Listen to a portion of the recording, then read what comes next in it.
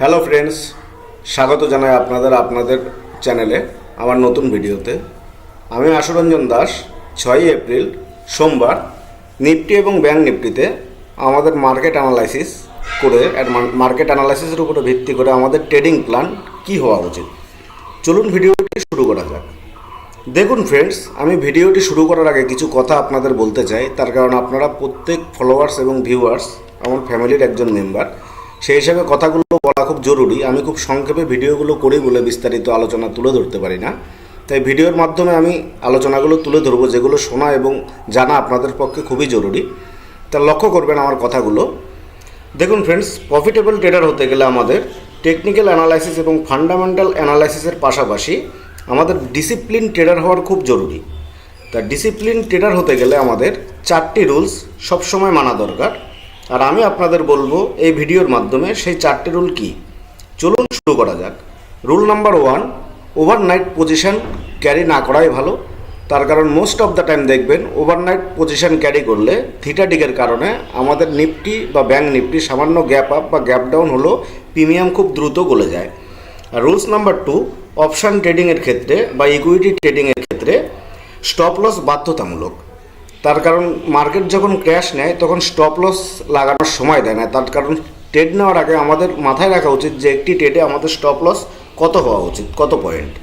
আর rules number 3, কমে যাওয়া প্রিমিয়ামে কখনও অপশান গড় করা উচিত নয়। তার কারণ মোস্ট অফ দ্য টাইম দেখবেন 50 টাকার প্রিমিয়াম কমে যখন 30 টাকায় আসে অ্যাভারেজ করার পরে সেই প্রিমিয়ামটি খুব কমই আবার আগের অবস্থায় ফিরে যায়।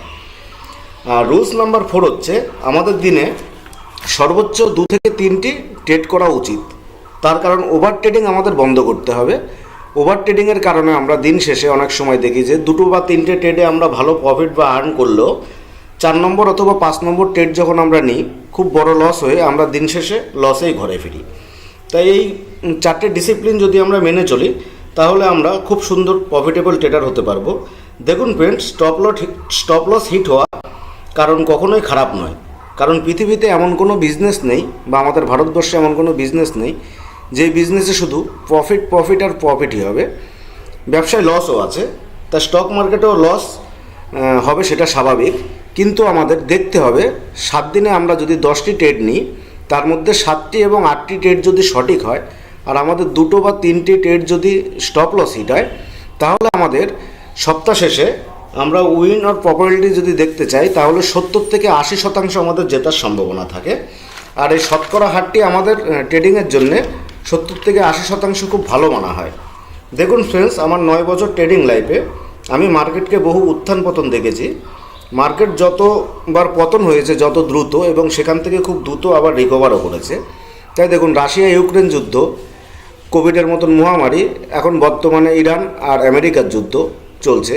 তো এই মতো অবস্থায় মার্কেট উত্থান পতন খুব চলছে। এই মতো অবস্থায় টেকনিক্যাল অ্যানালাইসিস এবং ফান্ডামেন্টাল অ্যানালাইসিস বলুন বা অপশান চেন ডেটা বলুন সাময়িকভাবে আমাদের কাজ করে না। তার কারণ ইন্টারন্যাশনাল মার্কেট যেমন ডাও জোন, S&P, সাংঘাই, নিকি, হাংসেং, সিঙ্গাপুর মার্কেট, এগুলো রাতে ওভারনাইট যখন কোনো বড় ধস নামে পরদিন আমাদের ইন্ডিয়ান মার্কেট তার উপরে ভিত্তি করে মুভ দেয়।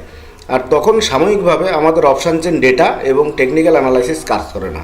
নতুবা আমরা যুদ্ধকালীন পরিস্থিতি যদি পাশে রেখে চলি তাহলে দেখা যাবে 80 থেকে 90% টেকনিক্যাল অ্যানালাইসিসের উপরে মার্কেট চলে, আর 15 থেকে 20% ফান্ডামেন্টাল অ্যানালাইসিস এবং অপশান চেন ডেটার উপরে ভিত্তি করে মার্কেট চলে। তা যুদ্ধকালীন পরিস্থিতিকে আমরা যদি সাইডে রেখে খুব সহজে টেকনিক্যাল অ্যানালাইসিস করতে চাই বা টেকনিক্যাল অ্যানালাইসিসগুলো করতে পারি, সেক্ষেত্রে আমাদের জেতার সম্ভাবনা 70 থেকে 80% এসে দাঁড়ায়। তা আমি ভিডিওতে আপনাদের যেন বুঝতে সুবিধা হয় তার জন্য কিছু মার্কগুলো আমি আগে করে রাখতাম, যেগুলো করলে হয়তো টাইম কিছুটা সেভ হতো। কিন্তু এই ভিডিওতে আমি আপনাদের টেকনিক্যাল অ্যানালাইসিসটি সম্পূর্ণ নিজে হাতে করে দেখাবো, যেভাবে আপনারা বুঝতে পারবেন যে টেকনিক্যাল অ্যানালাইসিস কীভাবে করতে হয়, তার উপরে ভিত্তি করে আপনারা নিজেও কিছু শিখতে পারবেন। চলুন ভিডিওটির মূল পর্যায়ে ফিরে আসা যাক। ভিডিওটি শুরু করার আগে আপনাদের বলবো চ্যানেলটি অবশ্যই সাবস্ক্রাইব করে বেল বাটন হিট করে রাখবেন, তার কারণ আমার ভিডিও ছাড়ার সময় আপনারা নোটিফিকেশন যেন অবশ্যই পান। চলুন ফ্রেন্ডস, এখানে আমরা চলে আসবো এখন নিফটির চার্টে এখন আমরা চলে আসবো।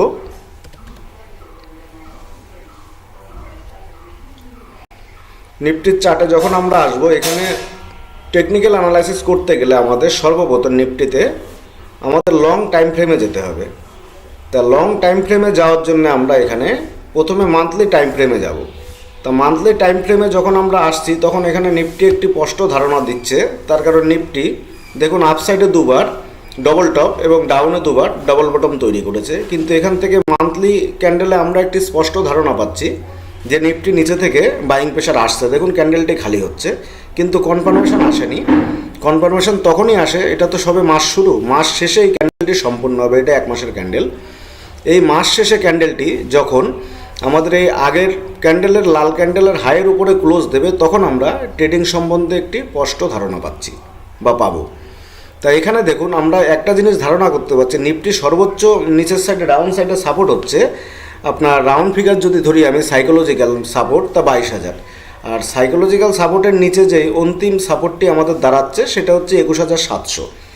21,700 থেকে 800 আর 22,000 হচ্ছে আমাদের স্ট্রং নিফটির সাপোর্ট। তো এর মান্থলি ক্যান্ডেলের উপরে আমরা একটি ধারণা পাচ্ছি। তাহলে এই ধারণাটি আরও কনফার্ম হতে গেলে আমাদের টাইম ফ্রেমটি আরেকটু ছোট করে আমাদের সেখানে উইকলি টাইম ফ্রেমে চলে আসতে হবে। উইকলি টাইম ফ্রেমে আমরা যখন আসছি, তা উইকলি টাইম ফ্রেমে আমরা বটমে দেখছি একটি ইন্ডিজেশন বার হয়েছে। তো ইন্ডিজেশন বারের অর্থ হচ্ছে এটা যখন আপার সাইড ও ডাউন সাইড হোক, যেদিকেই ভাঙবে সেদিকে একটি বড় র্যালি কিন্তু আমরা ক্যাপচার করতে পারি। তা বটমে ডোজি ক্যান্ডেল এবং ইন্ডিজেশন বার দুটোই আপনারা বললে চলে। তা এখানে যখন আমরা সাপোর্ট দেখছি সর্বনিম্ন সাপোর্ট, সেখানে 22,200 কাছাকাছি আমাদের একটি সর্বনিম্ন সাপোর্ট চলে আসলো। দেখুন মান্থলিতে আমরা দেখলাম 22,000 আর উইকলিতে সাপোর্ট জোন এসছে আমাদের 22,200। তা উইকলি ক্যান্ডেলও এখনও এটা আমাদের গত সপ্তাহের কনফার্ম দিয়েছে, কিন্তু নেক্সট যখন আমাদের কনফার্মেশন ক্যান্ডেলটি ফর্ম হবে তখন আমরা বুঝতে পারবো এর প্রকৃত অর্থটা কী। তা চলুন আমরা ইন্টারডে ট্রেডের ক্ষেত্রে টাইম ফ্রেমটি আরেকটু ছোট করে আমরা ডেলির ক্যান্ডেলে চলে আসি। তা ডেলি ক্যান্ডেলে যখন আসবো তাহলে তখন আমাদের একটি স্পষ্ট ধারণা এখান থেকে পাওয়া যাবে। তার কারণ ডেলি ক্যান্ডেলে যখন আমরা আসছি তখন আমাদের সর্বনিম্ন সাপোর্ট দাঁড়াচ্ছে 23,300।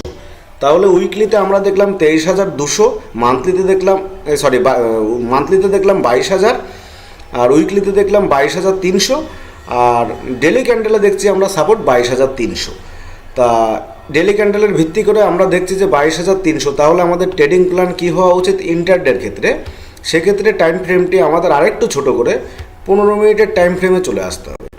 তা 15 মিনিটের টাইম ফ্রেমে আমরা যখন আসবো তাহলে এখানে ইন্টারডে ট্রেডিংয়ের জন্য আমরা একটি স্পষ্ট ধারণা এন্ট্রি এবং এক্সিট প্ল্যান করতে পারি। তাই এন্ট্রি এবং এক্সিট প্ল্যান কী হওয়া উচিত? দেখুন ফ্রেন্ডস, এই 15 মিনিটের টাইম ফ্রেমে আমরা যে চারটা লক্ষ্য করছি, এই চারটার মূল অর্থ হচ্ছে একটা আয়ারল্যান্ড বার। এটি আয়ারল্যান্ড বার একটা দ্বীপের মতন ফর্ম হচ্ছে, আপনারা বুঝতে পারবেন যুদ্ধকালীন পরিস্থিতিতে এরকম আয়ারল্যান্ড বার মাঝের মধ্যে ফর্ম হয়। কিন্তু এই আয়ারল্যান্ড বারের একটি বিশেষত্ব আছে, এটা আপ সাইড হোক বা ডাউন সাইড হোক, যেদিকে ফল হবে সেদিকে একটি বড় মুভ আমরা ক্যাপচার করতে পারি। তাহলে আমাদের ট্রেডিং প্ল্যান কী করা উচিত? এই 15 মিনিটের টাইম ফ্রেম অনুযায়ী আমাদের ইন্টারডে ট্রেডিং প্ল্যান হওয়া উচিত। তাহলে সেটা কিভাবে করব? সেটা আমরা করব এখন 15 মিনিটের টাইম ফ্রেম উপলক্ষে। 15 মিনিটের টাইম ফ্রেম উপলক্ষে আমরা যেহেতু সাপোর্ট জোন দেখেছি 22,300 কাছাকাছি, তাহলে আমরা এখানে ডাউন সাইডে আমরা বিয়ারিশ কখন হবো নিফটির ক্ষেত্রে? বিয়ারিশ আমরা তখনই হব যখন 22,300 নিচে একটি 15 মিনিটের স্ট্রং রেড ক্যান্ডেল ক্লোজ হবে। 22,300 নিচে যখন 15 মিনিটের একটি রেড ক্যান্ডেল ক্লোজ হবে তখন আমাদের ডাউন সাইডে টার্গেট হবে, প্রথম টার্গেট হবে 22,150। প্রথম টার্গেট হবে আমাদের 22,150। আমি আপনাদের বোঝার সুবিধার্থে একটু উল্লেখ করে দিই সংখ্যাটে। ডাউন সাইডে আমাদের প্রথম টার্গেট হওয়া উচিত 22,150 এবং সেকেন্ড টার্গেট আমরা দেখেছি যে নিফটিতে যে মান্থলি ক্যান্ডেলে আমাদের টার্গেট সাপোর্ট দেখেছিলাম 22,000। তার রাউন্ড ফিগার যদি আমরা ধরি সাইকোলজিক্যাল সাপোর্ট 22,000-এর কাছাকাছি আসলে একটি শর্ট কভারিং হতে পারে। তা সেহেতু আমাদের সেকেন্ড টার্গেট হওয়া উচিত 22,050-এর কাছাকাছি। ডাউন সাইডে আমাদের প্রথম টার্গেট হওয়া উচিত 22,150 এবং সেকেন্ড টার্গেট হওয়া উচিত 22,050। এই দুটো টার্গেট আমরা ডাউন সাইডে করতে পারি এবং আপার সাইডে আমরা টার্গেট মার্কেট বুলিশ কখন আমরা করব? মার্কেট বুলিশ আমরা তখনই ভাববো। দেখুন ফ্রেন্ডস, 22,750-এর কাছে মার্কেট গিয়ে কিন্তু আমাদের রিজেকশন নিয়েছিল আগের দিন। তো এখানে আমরা দেখতে পাচ্ছি 22,750 আর সর্বোচ্চ হচ্ছে 22,900-র কাছাকাছি আমাদের স্ট্রং রেজিস্ট্যান্স আছে। তাই স্ট্রং রেজিস্ট্যান্স যদি ভাঙতে হয় মার্কেটকে, তাহলে আমার হিসাবে মার্কেটকে একটু নিচে আসতে হবে। নিচে এসে যদি তীব্রতার সঙ্গে ভাঙে তাহলে সেক্ষেত্রে রেজিস্ট্যান্সটি ভাঙতে পারবে। তাহলে আপার সাইডে আমরা বুলিশ কখন হব? বুলিশ আমরা তখনই হব যখন 22,750-এর ওপরে একটি 15 মিনিটের স্ট্রং গ্রিন ক্যান্ডেল ক্লোজ হবে। তাহলে আপার সাইডে আমাদের টার্গেট হওয়া উচিত 22,850। আপার সাইডে আমাদের ফার্স্ট টার্গেট হওয়া উচিত 22,850। আর এই ভিডিওর মাধ্যমে আপনাদের বলবো যে আমাদের এখানে কন্ডিশনাল ট্রেড আরেকটি হবে কল সাইডে। সেই কল সাইডের কন্ডিশনাল ট্রেড কন্ডিশন 2, এটা যে বিস্তারিত ব্যাখ্যা আপনাদের করলাম এটা কন্ডিশন 1, এবং কন্ডিশন 2 তখনই হবে যখন মার্কেট সামান্য গ্যাপ ডাউন হবে। গ্যাপ ডাউন ওপেনিং হয়ে মার্কেট সেখান থেকে আপার সাইডে যদি আমার হিসাবে আপার সাইডে যদি 52,500-র ওপরে নিফটি 15 মিনিটের গ্রিন ক্যান্ডেল ক্লোজ হয়, তাহলে আমাদের সেখানে নন স্টপ র্যালি হওয়া উচিত 52,750। এটা হচ্ছে কন্ডিশন 2। আর এই কন্ডিশন 2টা যদি আমরা ক্যাচ করতে পারি তাহলে খুব বড় পয়েন্ট আমাদের পাওয়ার একটা সম্ভাবনা থেকে যায়। তা কন্ডিশন 2 তখনই অ্যাপ্লাই হবে যখন মার্কেট সামান্য গ্যাপ ডাউন হয়ে বা উপর থেকে ফল হয়ে যখন 22,500-র ওপরে একটি স্ট্রং গ্রিন ক্যান্ডেল ক্লোজ হবে। তাহলে আমার হিসাবে তখন নন স্টপ টার্গেট হওয়া উচিত আমাদের প্রথম টার্গেট একটাই 22,750। অবশ্যই 22,750-এ গেলে পার্সেল প্রফিট বুকিং করা উচিত, তার কারণ মার্কেট রেজিস্ট্যান্স থেকে সবসময় একটা রিজেকশন আসে। তা এটা হচ্ছে নিফটির ক্ষেত্রে। চলুন ব্যাঙ্ক নিফটির ক্ষেত্রে আমরা অ্যানালাইসিসটি করি। ব্যাঙ্ক নিফটির অ্যানালাইসিসটা আমাদের কী হওয়া উচিত? তা ব্যাঙ্ক নিফটি ইন্টারডে ট্রেডিংয়ের ক্ষেত্রে আমরা ব্যাঙ্ক নিফটি যখন ক্যান্ডেলে আসবো, তা ব্যাঙ্ক নিফটিতে 15 মিনিটের টাইম ফ্রেমে আমরা দেখতে পাচ্ছি এখানে একটি আয়ারল্যান্ড প্যাটার্ন ফর্ম হয়েছে। তো আয়ারল্যান্ড প্যাটার্নের বিশেষত্ব কি আমি ভিডিওতে নিফটির ক্ষেত্রে আপনাদের সঙ্গে আলোচনা করেছি। তবে একটা কথা মাথায় রাখার বিষয়, তার কারণ হচ্ছে ব্যাঙ্ক নিফটি যখন র্যালি মারবে কিন্তু সেটা নিফটিকেও টেনে তুলতে বাধ্য, আর ব্যাঙ্ক নিফটি যখন ক্র্যাশ হবে কিন্তু নিফটিকেও আর উপরে উঠতে দেবে না। তা সেক্ষেত্রে ব্যাঙ্ক নিফটির অ্যানালাইসিসটি আমাদের খুব সংক্ষেপে করে নেওয়া উচিত, তার কারণ ভিডিওটি অলরেডি এমনি খুব বড় হয়ে গেছে। তা ব্যাঙ্ক নিফটির ক্ষেত্রে আমরা কল সাইডে ট্রেড কখন করব? ব্যাঙ্ক নিফটির ক্ষেত্রে কল সাইডে ট্রেড আমরা তখনই করব যখন 51,600-র উপরে একটি 15 মিনিটের স্ট্রং গ্রিন ক্যান্ডেল ক্লোজ হবে। 51,600-র উপরে আমি একটু লিখে দিই, 51,600-র উপরে যখন একটি স্ট্রং গ্রিন ক্যান্ডেল ক্লোজ হবে, তাহলে আমাদের আপার সাইডে টার্গেট হওয়া উচিত 190 পয়েন্ট। কেননা আপার সাইডে রিজেকশন বেশি আসছে, তার জন্য আপার সাইডে আমাদের টার্গেট খুব সীমিত রাখা উচিত। সেখানে আমাদের আপার সাইডে টার্গেট হওয়া উচিত 190 পয়েন্ট কল সাইডে ব্যাঙ্ক নিফটির ক্ষেত্রে। অবশ্যই 15 মিনিটের গ্রিন ক্যান্ডেল ক্লোজ হওয়া বাধ্যতামূলক। তা আপার সাইডে আমাদের ব্যাঙ্ক নিফটির টার্গেট হবে 190 পয়েন্ট, এবং ডাউন সাইডে আমরা ব্যাঙ্ক নিফটি বিয়ারিশ কখন হব? ব্যাঙ্ক নিফটি ডাউন সাইডে আমরা বিয়ারিশ তখনই হব 50,800। 50,800-র ওপরে যখন 50,800-র নিচে যখন একটি 15 মিনিটের স্ট্রং রেড ক্যান্ডেল ক্লোজ হবে ডাউন সাইডে, 50,800-র নিচে আমাদের যখন একটি স্ট্রং রেড ক্যান্ডেল ক্লোজ হবে, তাহলে ডাউন সাইডে আমাদের প্রথম টার্গেট হওয়া উচিত 50,500। প্রথম টার্গেট ডাউন সাইডে আমাদের হওয়া উচিত 50,500।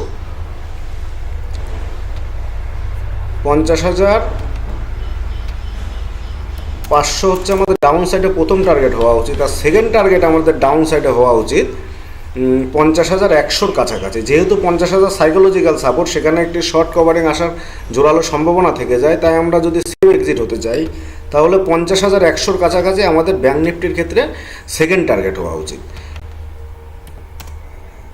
50,100।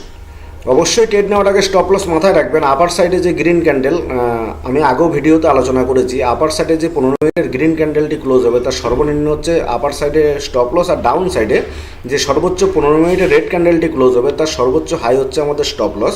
স্টপ লসটি অবশ্যই বাধ্যতামূলক, সেটা খেয়াল রাখবেন। আর সবসময় সাপোর্টের গোড়া এবং রেজিস্ট্যান্সের কাছাকাছি যখন যায় আমাদের পার্সেল প্রফিট বুক করা উচিত। যেমন আমরা যদি 4টি কোয়ান্টিটিতে ট্রেড করি, সেখানে 3টি কোয়ান্টিটি আমাদের প্রফিট বুকিং করে নেওয়া উচিত। আর আপনারা যদি চান যে টেলিং স্টপ লস কীভাবে করতে হয়, তাহলে আমার কমেন্ট সেকশানে জানাবেন। আমি নেক্সট কোনো ভিডিওতে আপনাদের সামনে তুলে ধরবো যে টেলিং স্টপ লস আমাদের কীভাবে করতে হয়। ধন্যবাদ সঙ্গে থাকার জন্য। ভিডিওটি কেমন লাগলো অবশ্যই জানাবেন।